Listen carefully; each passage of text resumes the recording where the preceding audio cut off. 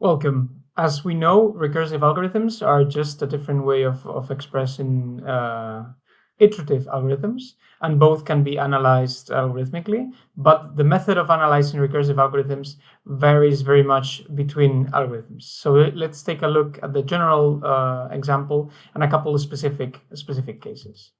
So if we analyze the time complexity of a recursive algorithm, we have to take into account the number of recursive calls we have, the way the problem size is reduced in every call. So for example, if we have a factorial, we know that every time we go down one level, so a factorial would be subtractive.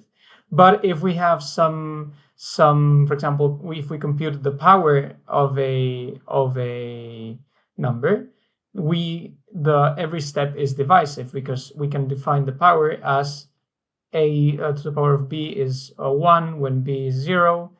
It's a to the power of b divided by 2 times a to the power of b divided by 2 when b is even, and it's equal to a times a b minus 1 when b is odd. And then we would have a divisive recursion, because every time we reduce the size of the problem by division.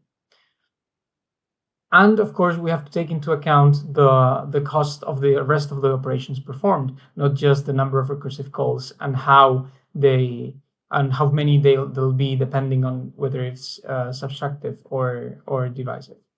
So to that end, we're going to define recurrence equations that will mimic the equations used to define recursive functions in mathematics. And from the recursive equations, we're going to indicate the times for the different cases of a recursive algorithm, and from there we'll try to solve and find the general time it takes to solve a large instance of that problem. So let's take a look at the factorial. If we think of the recursive equation of the factorial in mathematics, we'll find something like this, and our code would look something like the function factorial of n would be if n lower than 2, then return 1, otherwise return n times the recursive call, which is exactly what we're seeing here, n minus 1. In this case, this is subtractive, so we can define the costs of both branches of the algorithm. If we have that when n equals 0, or in this case when n lower than 2, okay, let me just set it to n equals 0 with double equals, because that's Python. This will take a constant amount of time. We're going to call it constant 2, but we could also just use 1. I'm going to show you the alternate version, and you'll see that both ways lead to the same solution. So 1 when n equals 0. And in the recursive version, we perform a multiplication. So this would be a critical instruction in this case, similar to the iterative version. But then we're going to perform a series of operations that depend on the size of the problem again. So we're going to call our time function recursively. So we're making a call here, and we're going to add a constant to account for the comparison and multiplication. Again, we can use constants, or we can just use a 1. In this case, if we transform it to the version with 1, we'd get something like this. And we can try to solve this equation by substitution. So we can start with t of n and assume that we're going to take this path a few times until we reach 0. So we add up the constant plus the recursive call, and then we make this recursive call unfold itself by applying the definition again. In this case, because n is equal to n minus 1, we would have n minus 2 here, and we would have another constant 1, which would get added with the constant 1, so we'd get 2 constant 1.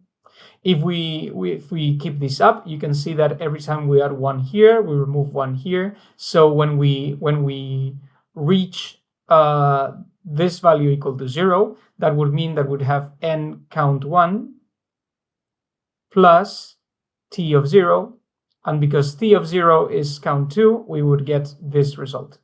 Again, because we pick the largest element in the equation, the member with the highest cost, we find that it has linear cost.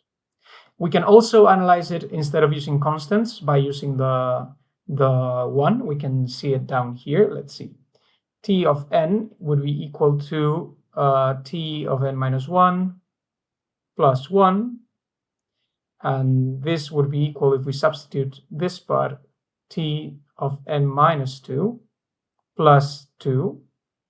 And if we keep this up, we would get something like t n minus I, which is an intermediate number, plus I. And when this is 0, so when n minus I is 0, this means that n equals I. So we can replace n with I, and we get, this would be t of 0 plus n, plus n, and t of 0 is 1, so we get 1 plus n, and because we're picking the largest element, this would mean that we have a worst case, or in this case, an average case of linear cost.